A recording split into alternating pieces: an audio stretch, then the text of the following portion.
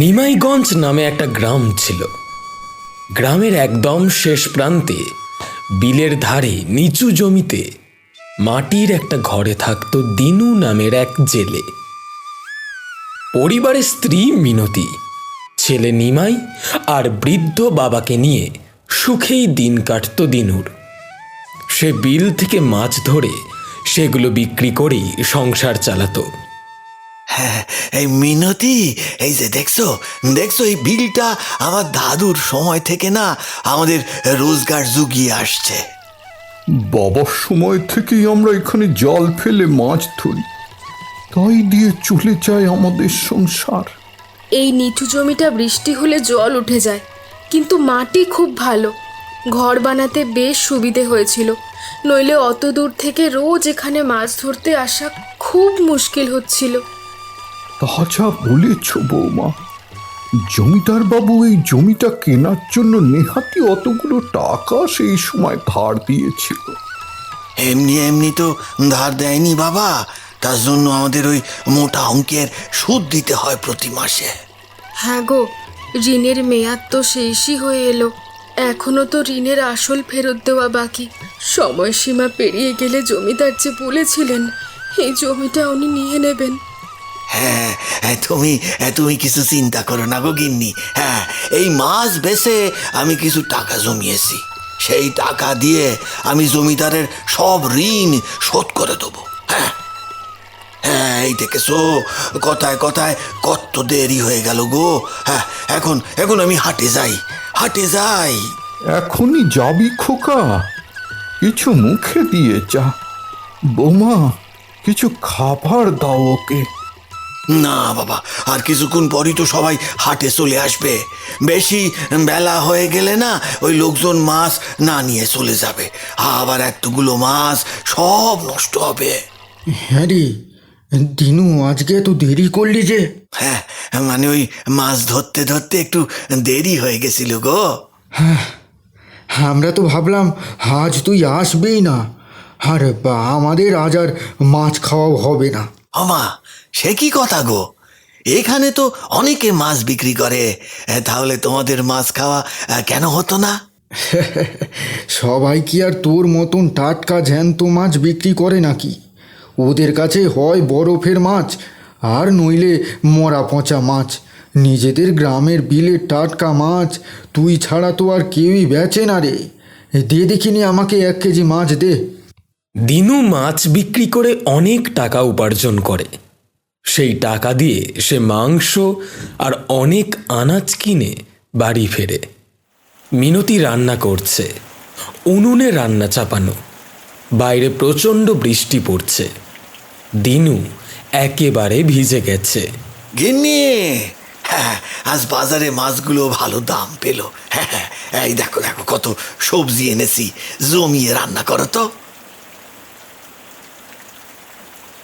এ বাবা, তুমি তো একদম ভিজে গেছো। কোথাও একটু দাঁড়িয়ে বৃষ্টি থামার অপেক্ষা করতে পারলে না? যাও যাও, এক্ষুনি কি জামা কাপড় বদলে ফেলো, নইলে শরীর খারাপ করবে। এখন বর্ষাকাল, এখন তো বৃষ্টি হবেই, দাঁড়িয়ে থাকলে কি আর চলতো? আমি বাজার না আনলে উনুন সরবে কিভাবে? বাবা, মাংস এনেছো? এনেছি রে বাবা, এনেছি। কি মজা, আজকে মাংস হবে। তবে এখনই রান্না চাপাই, আজ পেট ভরে খাবো সবাই। হ্যাঁ, এই জানো গিন্নি, আজ মাছ বিক্রি করে অনেকগুলো উপরি টাকা কামিয়েছি। আমি টাকাগুলো বরং আমাদের ওই লোহার সিন্দুকটায় রেখে দিই। তাই বরং রাখো। এইভাবে আস্তে আস্তে কিছু টাকা জমিয়ে আমরা জমিদার বাবুকে ঋণের আসল টাকাটা শোধ করে দিতে পারবো। হ্যাঁ, তাহলে আর আমাদের কোনো চিন্তা থাকবে না। তুমি রান্নাটা সেরে ফেলো, আমি ওই টাকাগুলো রেখে আসি। দিনু টাকা রাখতে ঘরে চলে গেল। সেই রাত থেকেই শুরু হলো তুমুল বৃষ্টি। বৃষ্টির তোড় ক্রমেই বাড়তে থাকলো। টানা 5 দিন চলল সেই বৃষ্টি যখন থামল, তখন দিনুর বাড়ির ভেতর হাঁটু অবধি জল। বিলের জল ও মাছ উপচে পড়েছে জমিতে। জানালার ফাঁক দিয়ে দিনু বাইরের ভেসে যাওয়া মাছগুলোর দিকে তাকিয়ে আছে। 5 দিন ধরে যা বৃষ্টি হলো গিন্নি, একদিনও হাটে যেতে পারিনি গো, হাটে যেতে পারিনি। এদিকে আজকে জালে তেমন মাছও উঠলো না, ঘরে তো আনাজপাতিও কিছুই নেই। আজ যদি মাছ না বেচতে পারি তাহলে আনাজ আনবো কিভাবে? আমরা আমরা না খেয়ে থাকি, কিন্তু বাচ্চা ছেলেটা আর বুড়ো বাপটার মুখে কিছু তো তুলে দিতে হবে, তাই না গিন্নি? হ্যাঁ গো, আমাদের জমিতে তো অনেক মাছ উঠে এসেছে, তুমি এই মাছগুলো নিয়ে যাও না, যদি কিছু টাকা আসে। ছেলেটার যে খুব জ্বর, খাবার না হোক যদি একটু ওষুধও কিনে আনা যায়।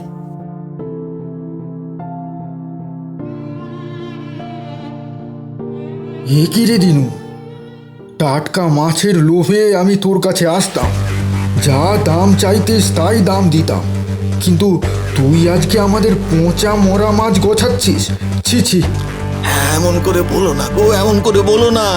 আজ বিলে কোনো মাছ পাইনি, আর এইগুলো পচা মাছ না গো, বৃষ্টিতে বিলের জল উপসে আমাদের জমিতে চলে এসেছিল। হ্যাঁ, মাছগুলো সেই সাথে এসে। তুই খা তোর মাছ। আজকে ডাক্তার এসেছিল, বলেছে ওর নিউমোনিয়া হয়েছে, এখনই চিকিৎসা করাতে হবে, নইলে যে নিমাইকে বাঁচানো যাবে না। তোমার আজকে যা উপার্জন হয়েছে তাই দিয়ে তুমি এক্ষুনি ওষুধ কিনে আনো। আজে একটাও মাছ বিক্রি হলো না গো, কেউ নিলে না, সবাই বলল ওই মাছ মরা পচা, তাই তারা মাছ না নিয়েই চলে গেল। কিন্তু কিন্তু তুমি চিন্তা করো না গিন্নি, চিন্তা করো না। জমিদারকে দেওয়ার জন্য যে টাকা আমি সরিয়ে রেখেছি, সেই টাকা দিয়েই আমি নিমায়ের জন্য ওষুধ কিনে আনবো। হ্যাঁ হ্যাঁ, তুমি তুমি আমাকে ওই টাকাটা এনে দাও, আমি ওষুধ নিয়ে আসি। ওগো, একবারটি এদিকে আসো, দেখো আমাদের কি সর্বনাশ হয়েছে। কি কি হয়েছে গিন্নি? হ্যাঁ, হায় হায় হায় হায়, এ কি সর্বনেশ হয়েছে? এতগুলো টাকা যে সব শেষ হয়ে গেল আমাদের। হ্যাঁ হ্যাঁ, কিন্তু কিন্তু লোহার সিন্ধুকে জল ঢুকলো কিভাবে? ওই দেখো, সিন্ধুকের নিচে জং ধরে একটা ফুটো হয়ে গেছে। আমাদের ঘরে জল উঠলো যখন, তখনই হয়তো এর ভেতরে জল ঢুকে গিয়েছিল। দিনুরা যখন কি করবে তা বুঝতে পারছে না, ঠিক তখনই তার উঠোনে এসে দাঁড়ায় জমিদারের একজন লেঠেল। সে হুঙ্কার দিয়ে বলে, দিনু, জমিদার বাবু তোকে বলতে বলেছেন যে ওনার ঋণের আসল টাকা ফেরত দেওয়ার সময়সীমা শেষ। 1 সপ্তাহের মধ্যে তোকে বাবুর টাকা শোধ দিতে হবে, বুঝলি? নইলে তোর এই জমি বাবুর হয়ে যাবে। এখন কি হবে? আমাদের জমানো সব টাকা যে নষ্ট হয়ে গেছে, ঘরের চাল বাড়ন্ত, আর ছেলেটাও এভাবে অসুখে ভুগছে। গিন্নি, ওই ঘরে আমাদের যে পেতলের কলসিটা আছে, তুমি আমারে সেটা দাও, আমি বরং সেটা বেচে আজকের মতো নিমায়ের ওষুধটা নিয়ে আসি। আজ মাছ পাইনি তো কি হয়েছে, কাল কাল ঠিক মাছ পাবো গো, আর সেগুলো ওই বেচে আবার টাকা আসবে। হ্যাঁ, তুমি দেখো, সব সব ঠিক হয়ে যাবে, দেখো সব ঠিক হয়ে যাবে। কিন্তু আর কিছুই ঠিক হয় না দিনুদের সাথে। দিনুর কাছ থেকে আর কেউই মাছ কিনতে চায় না। কলসি বেচে নিমাইকে সুস্থ করে তুললেও তার মুখে ভাত তুলে দেওয়ার জন্য টাকাটুকুও থাকে না দিনুর কাছে। এরকমই একদিন রাতে খুব বৃষ্টি হচ্ছে। বৃষ্টির মধ্যে কাঁপতে কাঁপতে দিনু গিয়ে দাঁড়ায় বিলের ধারে। অন্ধকারে দাঁড়িয়ে সে ভাবতে থাকে, কি থেকে কি হয়ে গেল গো ঠাকুর, ভালো মানুষের মূল্য কেউ দেয় না, কেউ দেয় না। আমাদের কাছে আজকাল কেউ মাছও নিতে আসে না, সবাই ভাবে আমি নাকি পচা মাছ বেশি। কিন্তু তারাই তারাই একদিন আমার কাছে মাছ কেনার জন্যে ভিড় করতো। হ্যাঁ, কাল আবার জমিদার মশাই লোক আসবে, এই জমি ছেড়ে আমরা যাব কোথায়? ছেলে বউকে না হয় শ্বশুর বাড়ি, আর বাবাকে না হয় কিছুদিনের জন্য খুঁড়োর বাড়িতে পাঠালাম, কিন্তু আমি এখন কি করব? হ্যাঁ, কি করে এতগুলো টাকা জোগাড় করব গো? না না, এই বিলের জলে ডুবে আজ আমি নিজেকে শেষ করে দেবো। Pack pack pack pack pack, কোথায় যাচ্ছ তুমি দিনু? Pack pack pack. তুই কথা বললি? হ্যাঁ, হাঁস কথা বলে? আমাকে চিনতে পারলে না? তোমার ছোটবেলার কথা মনে আছে, যখন তুমি তোমার বাবার সাথে এই বিলে মাছ ধরতে আসতে? সেই সময় একদিন আমি এই জমিতে আহত হয়ে পড়েছিলাম, আর তুমি আমাকে সেবা করেছিলে। Pack pack. দিনুর মনে পড়ে যায় সেই ছোটবেলার কথা। সে তখন তার বাবার সাথে মাছ ধরতে এই বিলে আসতো। তখন একদিন এই জমিতেই একটা জাদু রাজহাঁস আহত হয়ে পড়েছিল। ছোট্ট দিনু সেদিন অনেক সেবা করে সেই হাঁসটাকে সুস্থ করে তুলেছিল। সেই দিন সেই জাদুই হাঁস কথা দিয়েছিল, যেই দিন দিনুর সবচেয়ে বড় বিপদ হবে সেই দিন সে হাঁস আসবে দিনুকে সাহায্য করতে। আমি জাদু জানি, আজ আমি তোমাকে সাহায্য করতে এসেছি। বলো কি চাই তোমার দিনু? Pack pack. আমার যে অনেক দিনের বিপদ, ঘরে জাল বারন্ত, ছেলে দুদিন খায় না, শুধু খাবার, সেটাই তো একটু চাই।